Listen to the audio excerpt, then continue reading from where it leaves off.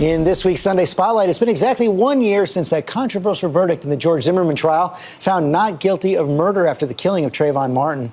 One of the key witnesses in that trial was Rachel Jeantel, a close friend of Trayvon Martin, who was on the phone with him right before he was shot. Her testimony made her a target of ridicule, but now she has turned her life around thanks to hard work and some good Samaritans. ABC's Matt Gutman has the story. Are you unable to read that at all? It was the moment that made Rachel Jeantel a household name. Can you read any of the words on it? The moment the 19-year-old was outed as illiterate on national TV. I don't understand. There's this point where he basically asks you to read the letter. And what do you say? I'm not able to read it. Why was that? I didn't learn how to read cursive. Bringing her rough dialect to an all-white jury, argumentative and defiant. You listening? You can go? No. And all but embodying the racial rift the trial seemed to dig in this country.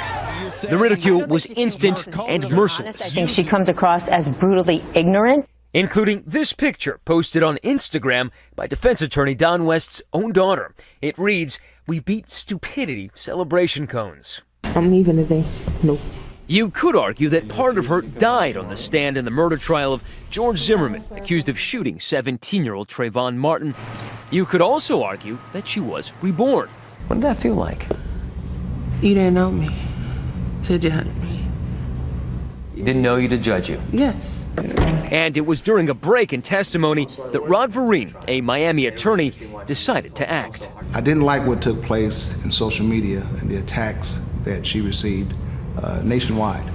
And I couldn't turn my back to that, and I couldn't turn a blind eye to the problems that I knew she had. He coached her that night and hasn't stopped, helping to set up a support group that he would call The Village.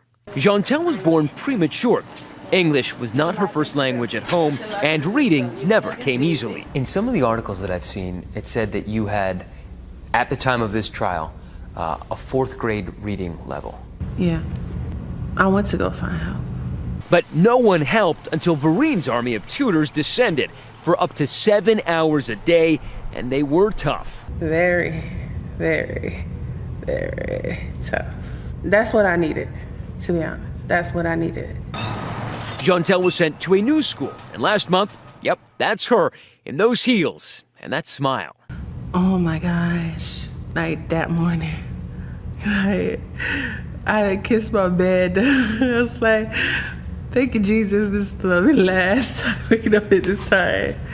Like, I really woke up, like, from the first time since I started going to this school. The so-called illiterate girl walking in her own high school graduation. Where do you see yourself 5 years from now? Following my dream.